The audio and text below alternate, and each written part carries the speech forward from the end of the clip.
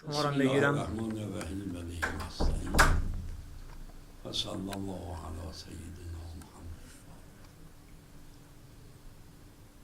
الحمدلله بر اثر دعای دوستان خداوند لطف کرد و شفا داد و الان حال من خوبه. برنامه هم شروع کردم، درس رو شروع کردم، جلسه استفتاحات رو شروع کردم، جلسه شرح صحیفه سجادیه رو شروع کردم. چون حالم الحمدلله بهتر شده و اون مشکلات از بین رفته، کارهایی که سابقا داشتیم کارها رو هم شروع کردیم. از شما عزیزان تقاضا میکنم باز هم دعا رو فراموش نکنید که این دعا سبب می شود توفیق بیشتری انشاءالله در انجام وظایف داشته باشیم.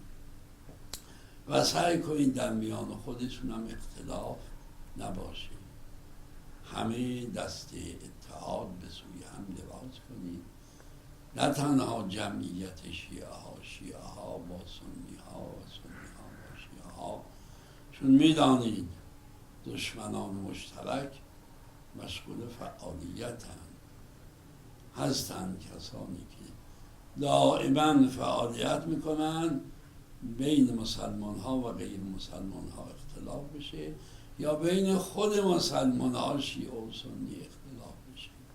انشاءالله شما عزیزان بیدار باشید و نقشه های اونها رو نقشه براب کنید. من هم به شما دعا میکنم و السلام علیکم و رحمت الله و برکاته.